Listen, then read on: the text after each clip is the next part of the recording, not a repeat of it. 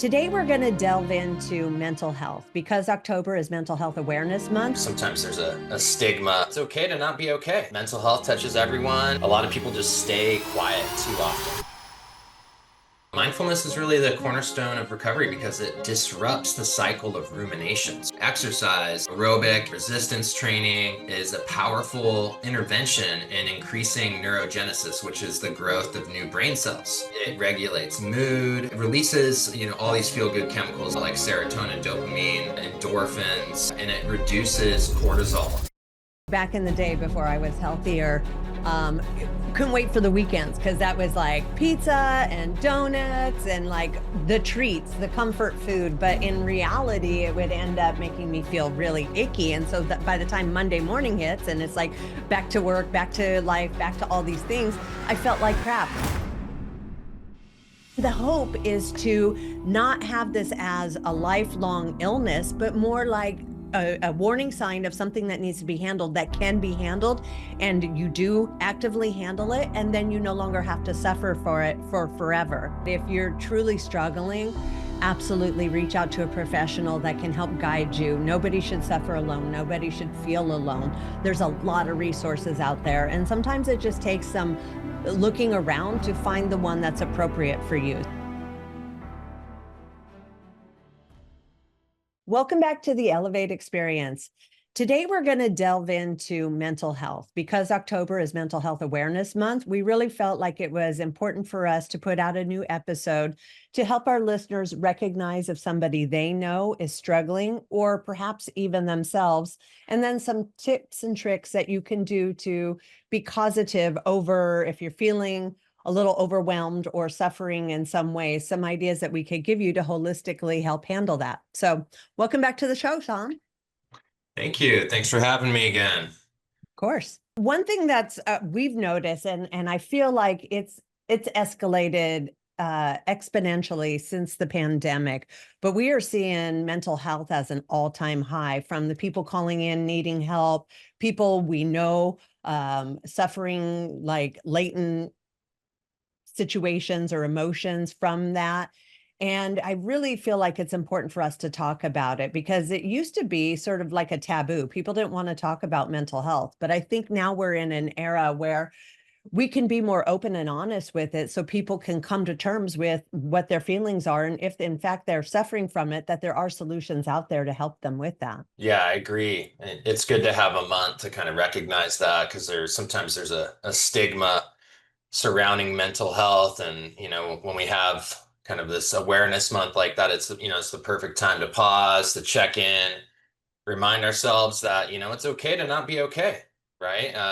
Mental health touches everyone. And, it's a lot of people just stay quiet too often, and then silence can be pretty dangerous. And, yeah, any sort of early awareness you can start to build around your mental health, and it really can, support you in making some necessary changes to, better your mental health and make a difference in your life. Yeah, it's interesting. We get a lot of people coming into the program, and I would say like 90% of them present with some type of depression, anxiety, some type of mental illness, which we soon discover that a lot of those are just side effects from addiction, whether it's they're coming down, whether it's they're high, whether they're stressed, whether they're feeling shameful, whether they're, medicated. So a lot of times it can get confusing, and not to negate the real people that are suffering, but also addiction can mask itself as mental illness and therefore not get treated effectively or how it should. A lot of the time there is some sort of addiction or some sort of behaviors that are perpetuating,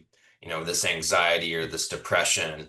It doesn't necessarily always have to be drugs, but there's definitely things that you can take action to change your life, and, to be just more honest with yourself. And yeah, and it's important to talk about it, right? And so yeah, I think there's definitely, some warning signs to watch out for when it comes to mental health. And, when, everyday struggles start to turn into something that feels more serious. And, you should keep an eye out for some red flags. Some things that come up with people are, withdrawing from family and friends or activities that they used to love, major sustained changes in mood, like extreme irritability or deep sadness, or even emotional numbness, like feeling really flat and just like unable to experience joy. And then there's changes in sleep, sleeping too much, not sleeping at all, and also changes in appetite. This comes, eating too much or not eating at all. Could all be signs that, something's going on with your mental health that, you should take action to address. Difficulty concentrating, making simple decisions, and talking in a way where it sounds like you're very hopeless, or you feel like a burden to everyone around you. So yeah, it's I think it's important to remember that sometimes the quiet ones are really the ones that are struggling the most, so the people that aren't necessarily, yeah, making a lot of noise. So it's good to check in with the people that you love, and start at trying to open up that dialogue, having some, deeper conversations. We're so on the surface, I feel like, in our day to day. And so yeah, having space to, and we're busy, so it's like it never feels like there's the right time to like bring this up, like, oh my gosh, this is so time consuming that to talk about this. So, trying to structure your life where, you sit down or you talk or you have coffee, or you just get a little bit more comfortable, like picking up the phone and calling people to check in and having conversations can really be, a big game changer in, just having a healthier, communication with people in your life, right? That could also allow you to feel more comfortable to talk about what's going on instead of bottling it up. Yeah, I think you hit on a really good point as far as like checking on people. Again, with the pandemic, I think we all got very, and not for any other reason than it was so stressful. It was like uncharted times where we all became very like, what is going on? And sort of introspectively looking. And it caused a lot of people not to look out to the people that they care for and that they care about and see how they're doing as well. And I know a lot of times it's like, oh, no news is good news or no news is fine news. But sometimes it's that silence that we need to have awareness of. And when we're so distracted with everything else, especially in our own lives, survival, trying to do all the things, we can forget those people in our lives that are sort of maybe quietly back there suffering in silence because they don't want to burden anybody. They don't want to be a Debbie Downer. They don't want to be that person that is going to affect others in a negative way. So they choose to suffer in silence instead. There's a couple things that are really simple that I think we should all focus on when it comes to just having, a good mental health. And one of those things is something we use at Elevate, and we talk about it a lot. It's big in the first phase of our program, which is being mindful and being present in life. So I think we should talk about that for a second because. And there's been a lot of buzz around mindfulness, but it's worth practicing. It's worth actually, taking the time to just have, 5 minutes in your day where you're just checking in with yourself. You're sitting and breathing. The screens are off. You get yourself in a place that is silent, where you don't have a whole lot of distractions. Maybe it's in the car. Maybe it's these little brief moments, like looking for a window to just kind of decompress and breathe. Maybe close your eyes if that's comfortable, and yeah, just see how it's going. Get comfortable with just being with you, right? But don't close your eyes while you're driving. That's not the time to close your Yeah, eyes. yeah, no, no, not while you're driving. Yeah, Yeah, obviously, just making yeah. sure we're clear on that one. Yeah, no, that wouldn't be a good idea. Well, like you mentioned, that's the first thing we have people doing from the first day they get into detox. And a lot of times, all they could do is sit there for like 20 seconds. But like anything, it's a learned practice. You don't just sit down and do it and you're great. And now I can do 30 minutes every day, no problem. It's like a muscle. It's like any other practice in your life. You have to be consistent. You have to keep pushing it. You have to keep doing it. Because for me, it took a long time to be able to get to a point where I could turn, and they call this the monkey brain, off, where it's not just thinking about, okay, I need to go do this. I should be doing that. I wonder what's going on here. It takes a lot of practice, sort of rewire your brain not to constantly be thinking. And so it sounds real simple, just sit down and do nothing, but it's actually really hard. And I think a lot of people, and what I hear about the client from the clients at Elevate is, thank gosh, you guys make me do this every single day. And at first it's making, but then they learn to love it. But it's a practice and a habitual practice of doing that every single day till it becomes something you're seeking. You can't wait to like get that moment of peace. You can't wait to get that clarity. But it takes a while to create that habit. It doesn't just happen overnight. And this is where consistency, and it's really important for an individual to have almost like that discipline in order to put themselves through this when everything else in the world seems way more important that I should be doing right now, to say, actually, the most important thing is for me and this moment that I have, and building on that every single day. And it's evidence-based, it's an evidence-based tool that we put into our curriculum. And mindfulness is really the cornerstone of recovery because it disrupts the cycle of rumination. So that ruminating on thoughts, past events, or, your problems in life, it disrupts you from just getting stuck in that pattern. It gives you a tool to, allow yourself to start to have a little bit more autonomy with your mind, which it sounds kind of wild. It seems like the mind just does whatever it wants to do. But research published in journals like the Psychological Bulletin has shown that mindfulness-based cognitive therapy is as effective as medication in preventing relapse and also yeah, preventing depression as well. So, there's a bunch of different ways you can practice mindfulness. It doesn't always have to be, this 5 minute seated practice.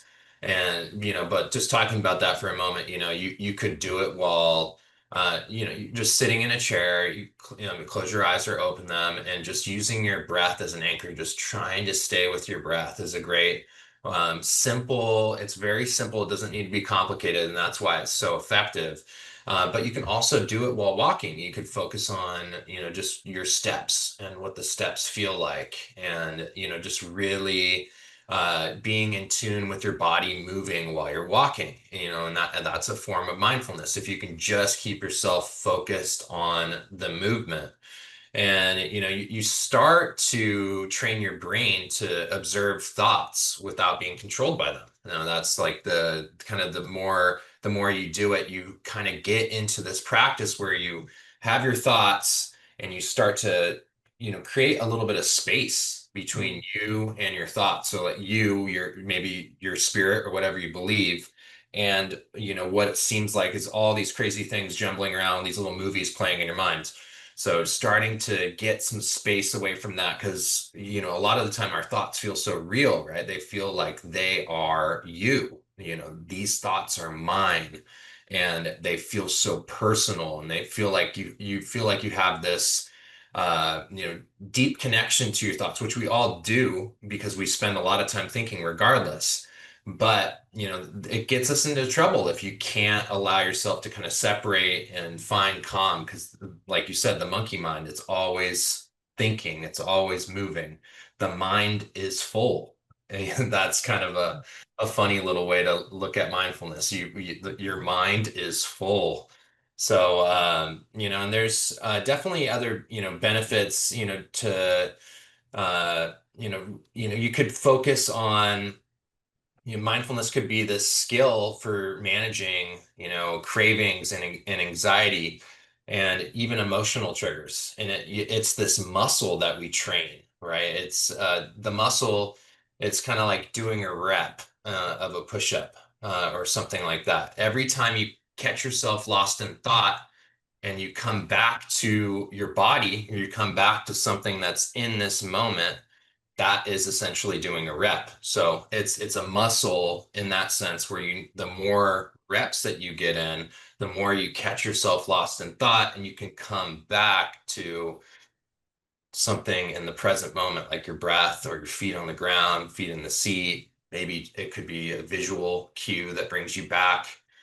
It's pretty cool stuff. Yeah, I'll say for myself, the walking meditations, we're very fortunate to live in some amazing nature around here. But Mhm. for me, that was the first time I was able to sort of get that reprieve from my brain. There was something about the motion that was somewhat distracting enough that it quieted my mind. And so that's some of the best meditations that I have are just the walking meditations in nature with my dogs.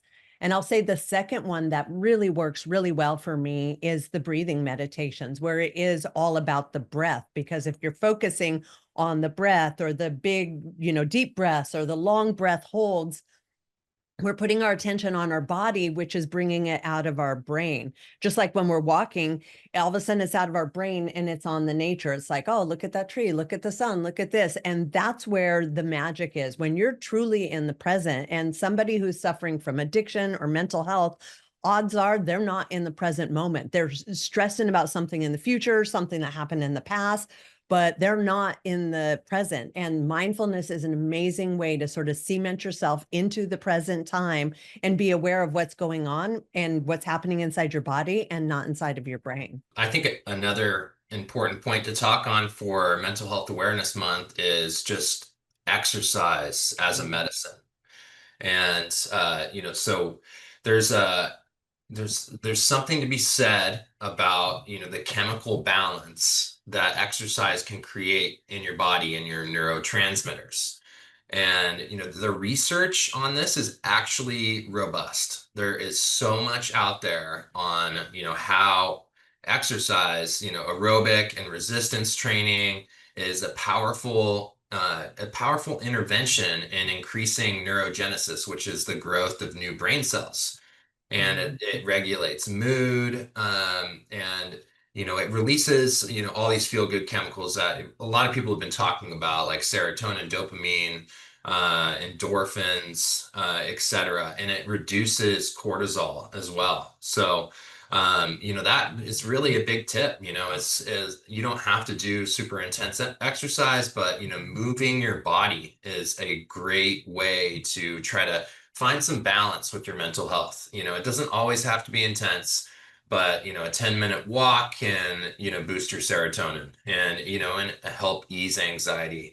And Elevate, we really harness this with CrossFit, by integrating functional fitness to increase discipline and confidence, and that brings that chemical balance. But yeah, just try to get out and move a little, or get involved in some sort of fitness program. Having those goals there are really, really great too for mental health. You're working towards goals, you're making progress in life. You're not just stagnant, right? Just having these little things can really just boost your overall, well-being and mental health. Yeah, I think you hit on a good point, Tom. It's like every day, just keep taking a step forward and you're feeling overwhelmed or like withdrawn from life, you've got to really continue to put yourself out there, keep taking a step forward, keep getting out of bed, keep doing the normal routines, keep doing all those things, even though they seem insignificant, keep making that bed. It's all the little things that we're doing to sort of keep moving ourselves forward, to keep all those unwanted feelings or emotions from coming in. We got to just keep being productive. The more productive that we are, again, kind of like the mindfulness,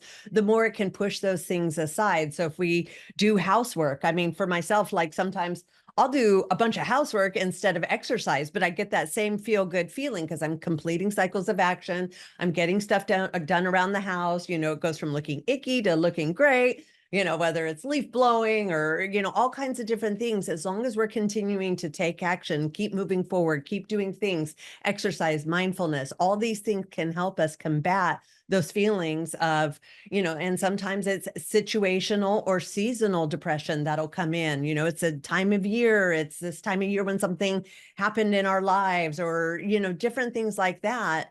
where one minute you're feeling fine and the next minute you're super stressed out. There's these different things that you can do to become positive over that and not just be like, well, this is just who I am from now on. Another thing that's kind of in the same vein of just the kind of the physical side of things, and chemical balance as well, is nutrition and what you fuel your body with. That is super important. What you eat. There's a lot of data on this. What you eat directly impacts your brain chemistry. So, focusing on nutrition to regulate mood is actually, it's something that you can easily do. You can take action. And there's a lot of studies on the gut-brain axis and how it highlights, it's a critical role and the diet is in maintaining mental health.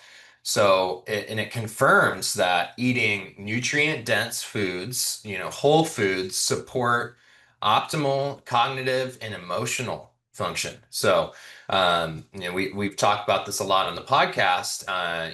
It's a subject that I think is really powerful, and we obviously talk about it at Elevate a lot too, and it's a big part of CrossFit.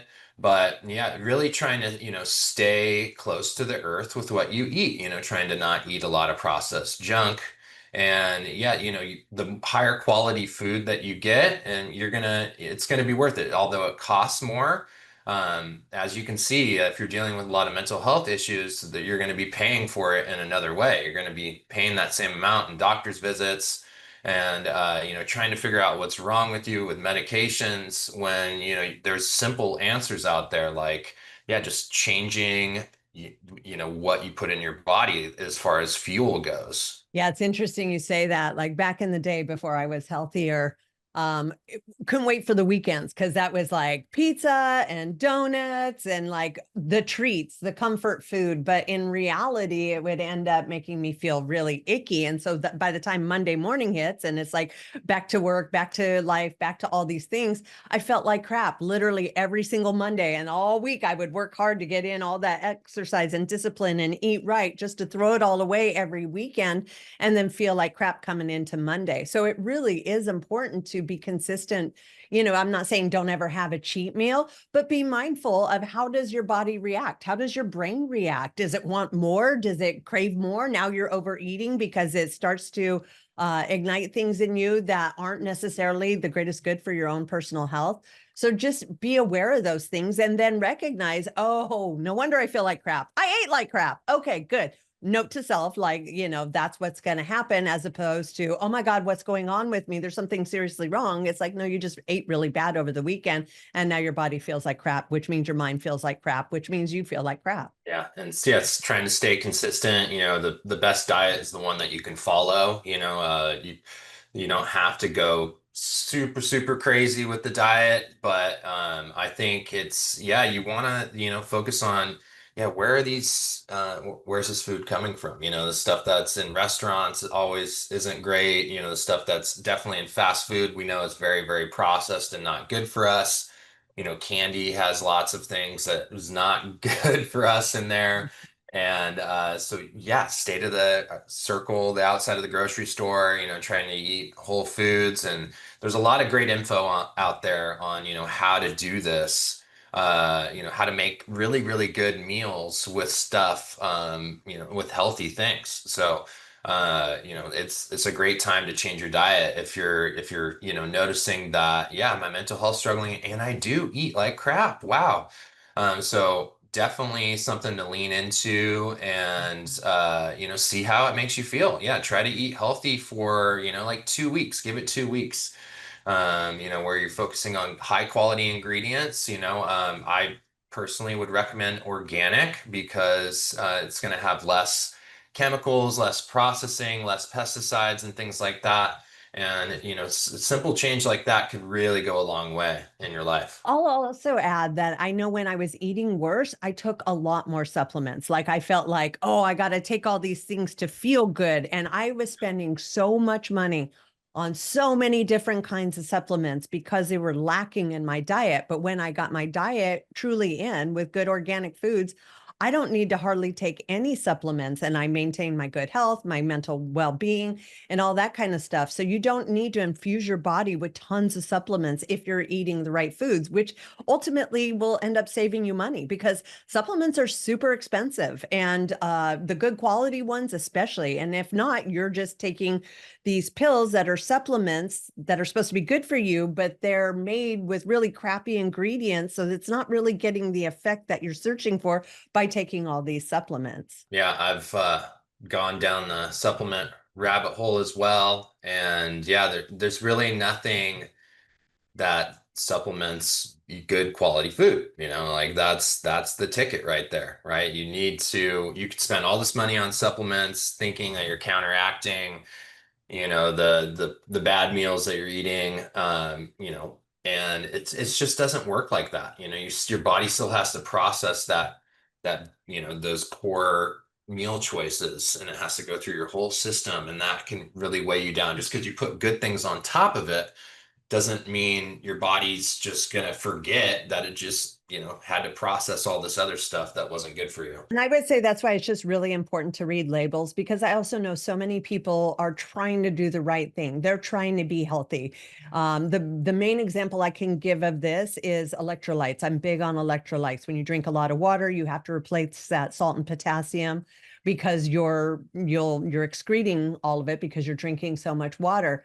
Liquid IV, it's sold by Costco. Everyone's like, oh, it's healthy for me. It's liquid IV. It's just electrolytes. But when you look at the list of ingredients in that, beyond just getting the little bit of good, you're taking in a bunch of crap. So it's really important for you to be able to read the labels. And if there's like 30 things in there, that's probably not really healthy for you, although it's being advertised as healthy. So there is an amount of awareness as well as education that has to happen. It doesn't just happen naturally because something says it's healthy.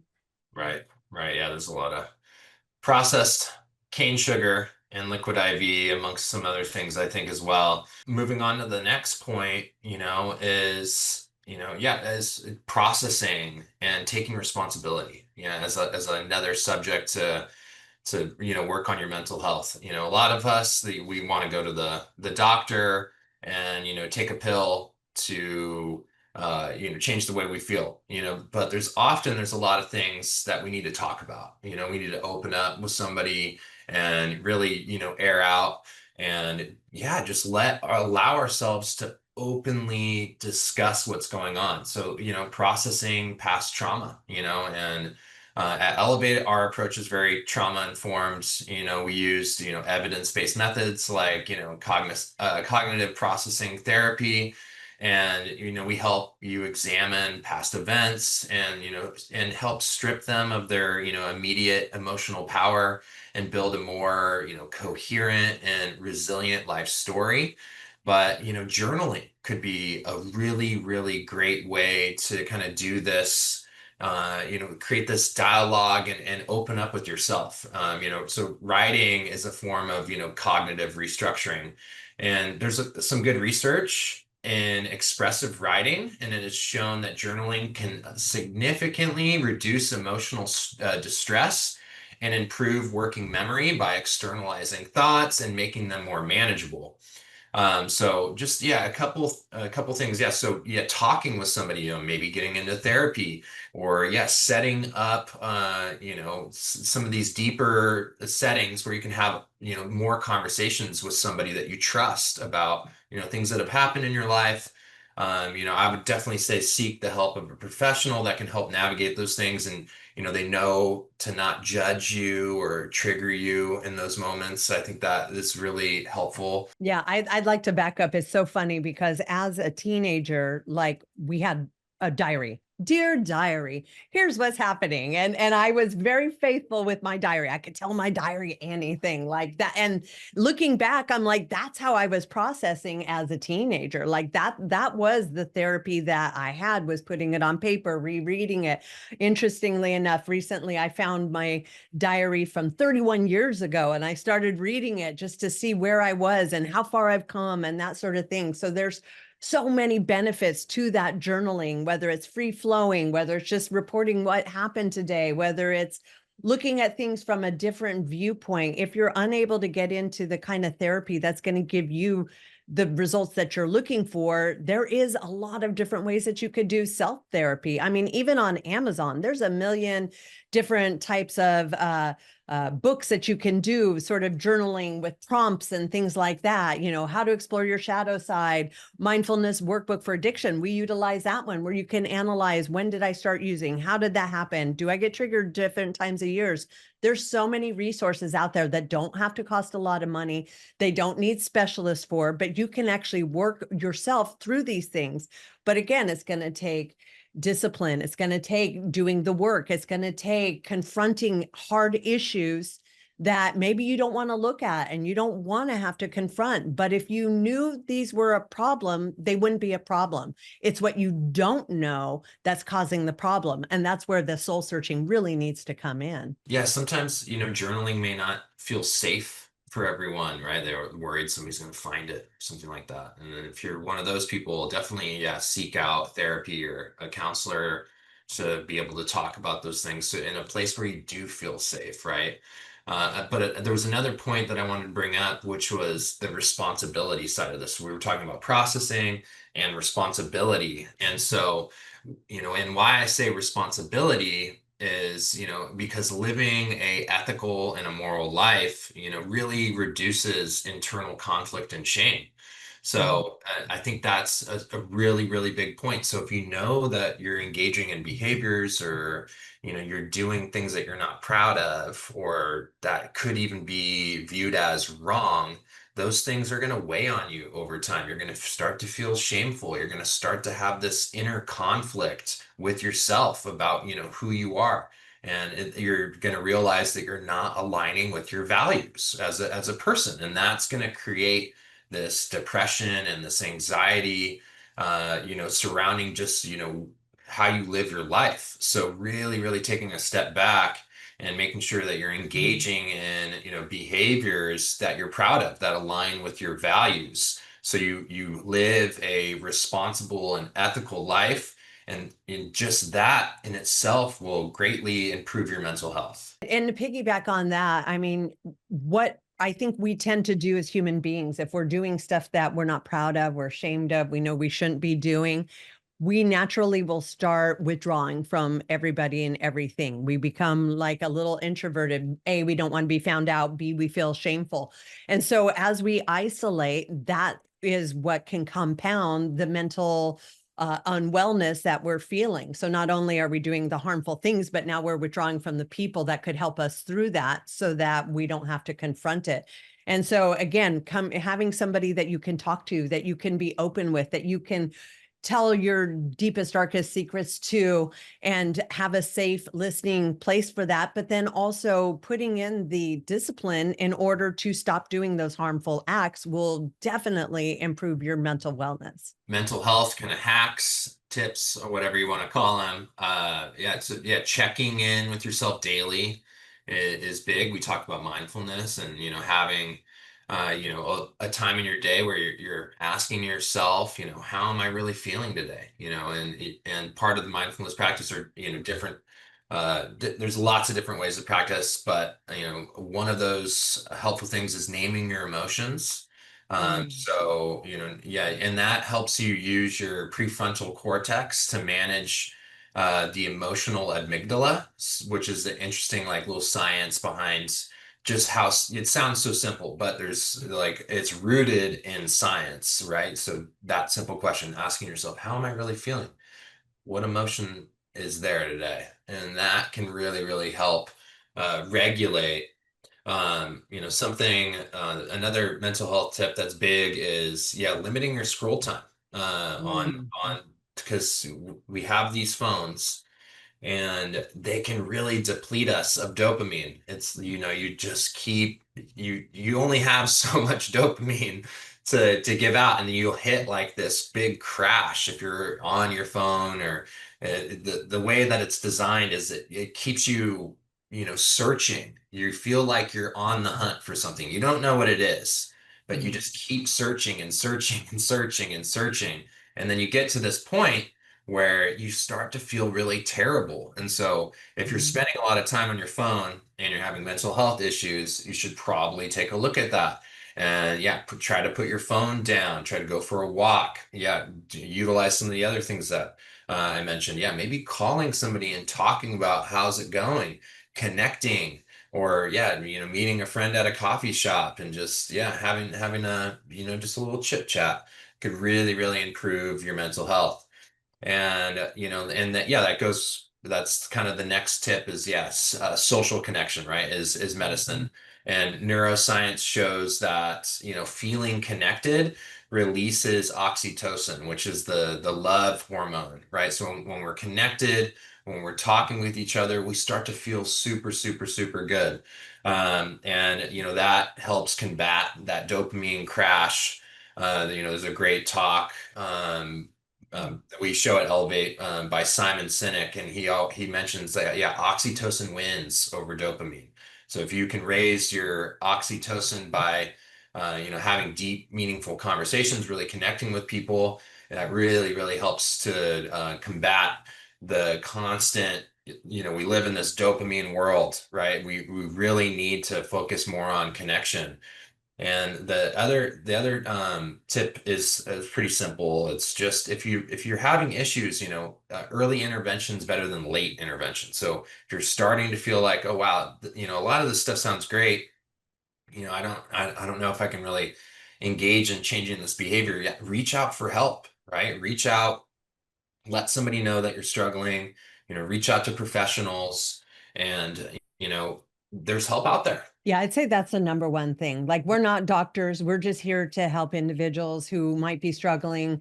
If they can hear something that they can help them, great. But if you're truly struggling, absolutely reach out to a professional that can help guide you. Nobody should suffer alone. Nobody should feel alone. There's a lot of resources out there. And sometimes it just takes some looking around to find the one that's appropriate for you. So a lot of times people won't get the help they need because they've tried it over and over and not had good results without realizing there's many different ways that you can help.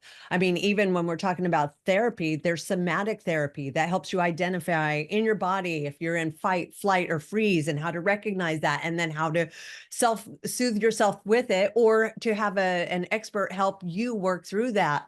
And that's just one of the many different kinds of therapies. I mean, we're so fortunate right now because we live in a world where there is, in fact, it could be a little overwhelming, but there are so many different options than there used to be. It isn't, oh, here's your help, here's your diagnosis, here's your medication, talk to me once a week, you're always going to be this way. It's not like that anymore. There are so many different avenues that you could go that really resonate with you. And the hope is to not have this as a lifelong illness, but more like a warning sign of something that needs to be handled, that can be handled, and you do actively handle it, and then you no longer have to suffer for it for forever. This October, we're getting towards the end here, but let's really break the stigma. And if you're struggling with mental health and addiction, please reach out to Elevate. We are an empowerment choice model, and if you choose us as your program, we're a science-based, responsibility-driven, holistic program that is going to be very effective for anyone that's struggling with addiction. And so you can visit us at elevaterehab.org if you want more information about our program. And I think that's it for me. How about you? That's it. Thank you so much for coming on the show, Tom. I don't think there's a much more important subject that we could be talking about, so I'm really glad we were able to get this done today. Awesome.